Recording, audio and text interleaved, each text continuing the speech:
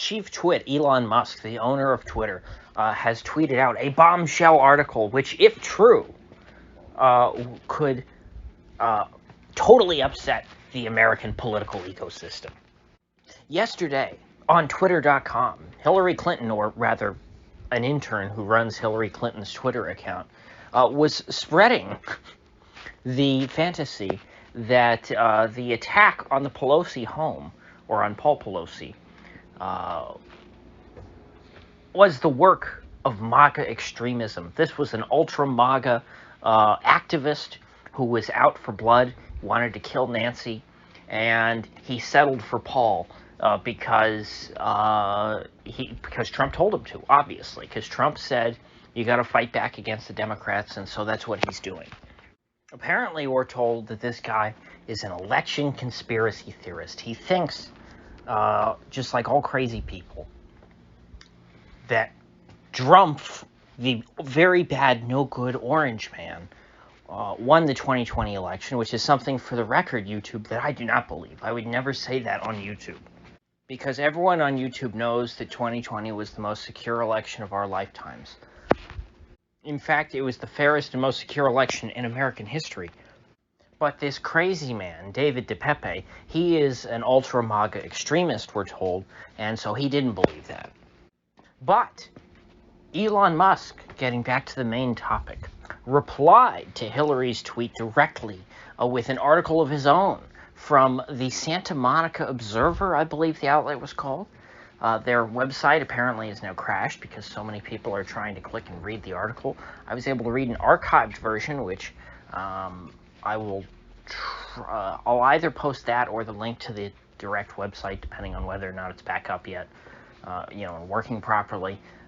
But the Santa Monica Observer had what appeared to be an opinion piece or an analysis piece that alleged, rather scandalously, that what occurred here was a dispute between a gay prostitute and a John, in this case Paul Pelosi, over perhaps billing or something else, and that this was a case where 2 a.m. the gay bars close, the gay men pair up and they head back home, and Paul came home with a deranged nudist prostitute.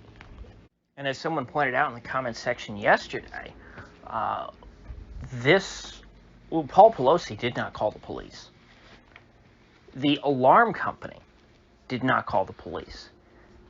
Someone called the police to do a wellness check on Paul Pelosi at the Pelosi home.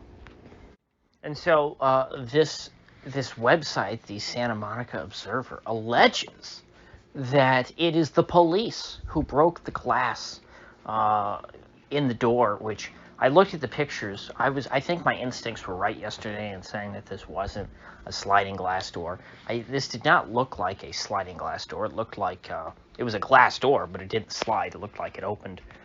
It swings either in or out. I assume out, since it is an exterior door. And there was broken glass, but the broken glass was on the outside of the window, on the outside of the door, which is strange. You would think if someone were to break into the house that the glass would be broken in, not out. And since, like I said, the alarm company did not call the police, the alarm was not set off as far as we know. So we are to believe that this person, this nudist, broke into the Pelosi home. He was able to break the glass out instead of breaking the glass in, and he also somehow avoided tripping the alarm. What did he do? Like cut the phone line or something? Even then, your modern security systems work even if you cut the phone line. And who was it that made the call for the wellness check? Was it Nancy? Was it a neighbor who heard maybe a scuffle or something, or a fight around 2 a.m.? Again, we still don't know where was the security. There has to be security for the Pelosi home. This article that Elon Musk tweeted out quotes Harmeet Dillon, who is an attorney. I guess she has sued Paul Pelosi before, and she said that when their process server, was at the home, the Pelosi's weren't home, but there was lots of staff, including police officers who are, there full time, who were served the lawsuit. Now, this article incorrectly identifies Harmeet Dillon as the RNC chairman, the Republican National Committee chairman. That would be Mitt Romney's niece, who is the RNC chairman, not Harmeet Dillon. Harmeet Dillon, as her quote would imply, is an attorney who sues people. She is not the chairman of the Republican National Committee who lies to voters to raise money and then, pad their own pockets. And so this article, to me, the credibility is a bit suspect, I'd say. There were problems with the article, that one being the most glaring, that just outright they misidentify Harmeet Dillon as the RNC chairman, which makes me think maybe they got other things wrong too.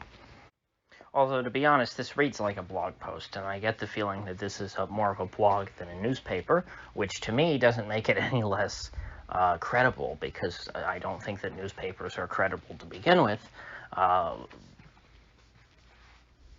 So it's not so much that it's not that I'm giving this website more credibility. It's that I think that the average newspaper is just as discreditable as your average WordPress website or Blogspot. Do people still use Blogspot? But the story here, obviously, is that it is Elon Musk who tweeted this out. This article in and of itself really isn't remarkable. Anyone could have written it. This is just someone's opinion saying, you know what, I heard Paul Pelosi's gay. We also know that he's interested in women's fashion. He lives in San Francisco. He's at home, with a much younger man at 2 a.m. and they get into a dispute, and the guy's naked, or partially half naked. He's wearing his underwear. It's unconfirmed whether this man was wearing his own underwear or Paul Pelosi's underwear. But the fact that the owner of Twitter would tweet out something, so salacious and unconfirmed, the sorts of things that only a couple weeks ago would have gotten you banned from Twitter permanently. Now the owner is posting. I think what he's doing is he's showing us the way. He's creating a path for us, saying, hey, look, here's what you can get away with now. See how I just sent something out that's a little goofy, but harmless, obviously. We're not going to be censoring you for asking questions like this. And that's all he did. Although he didn't phrase it in the form of a question. He just said, hey, there might be more to this story than meets the eye. And this article was just a bunch of speculation, which is fine. That's what he's showing. He's saying, you know what, it's okay to speculate on things. It's okay to talk. It's okay to speak your mind. And so to me, this is, for what this says about the future of Twitter, gives me hope. This makes me feel like we're getting back to the good old days. Because remember back in 2020 when you weren't even allowed to post the New York Post article talking about the Hunter Biden laptop, which, had evidence? This is something much less solid than the Hunter Biden laptop. And I'm excited to see how the Twitter culture will redevelop given this newfound freedom. I'm also really, really interested in whatever the hell was going on with Paul Pelosi at 2 a.m. in this house. This might be, this is not new evidence. This is speculation, but perhaps this will get us closer to the truth. I wasn't willing to outright come out and say it yesterday, but this is what it looks like. They do live in San Francisco. He was, at home with a half-naked guy in his house at 2 a.m. They did. He didn't call the police on him. And so I would like to thank Mr. Musk for pushing skepticism about this story, for promoting skepticism. I think that this is only constructive and positive. So, with that said, I will see you folks back here tomorrow.